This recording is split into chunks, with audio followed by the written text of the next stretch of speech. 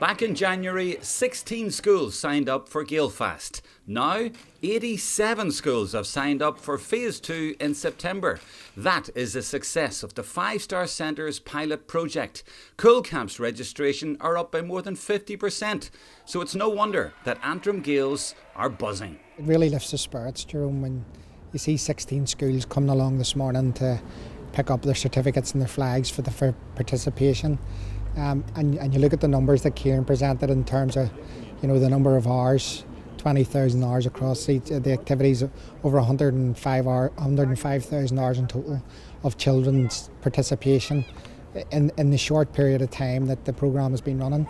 It's just fantastic. When you see the numbers crunched, it's very impressive. But for me, it's about participation. It's about children loving sport. And for me, as the chairperson of Antrim, it's about them loving GAA. And I think it's really hit the ground a lot faster and a lot more traction than I thought it would have. I thought it would have took at least a year. So we're credit to the staff and to the teachers and the schools and the trainee teachers who have been central to driving the project, the Five Star project. You talked about momentum in your speech this morning, and that seems to be very important for something like this. Yeah, I think it is. I think when you sign up to a programme like this and there's huge investment in terms of finance and resources, you're really putting yourself out there and in terms of success criteria.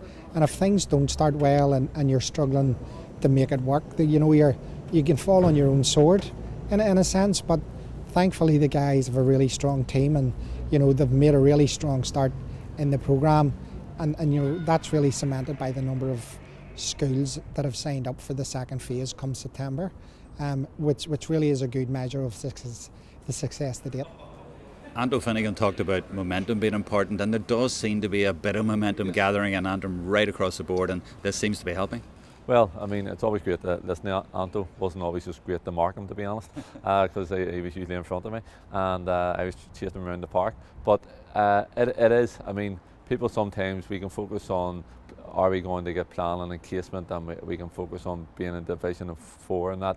But the reality is, this is a tangible good news story for casement that us as Antrim County Board are in control of, that we can actually implement, and it's great to be able to do that without any outside interference. Like, we're waiting on planning and casement, we're not waiting on anything. We've had the resources from Croke Park and through the team led by Paul Donnelly. We're now implementing Gaelfast.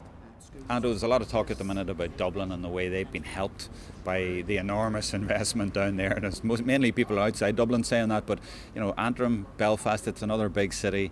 What do you think, how can you put it in the context of what's starting to happen here, and how important is it? Well, I think you look at the Dublin situation in two ways. One is that people would suggest that there's been an overinvestment in comparison to other counties. I would look at it from a different perspective and say that it's a model that shows that significant investment will make a difference, and that's the way I would prefer to look at it. And I would like to see this programme really building over the next year or two, and seeing some of that investment that we've seen in Dublin comparable to Antrim being replicated. I would look at the Dublin model and say that's a huge success. Now let's roll that out right across Antrim and further afield.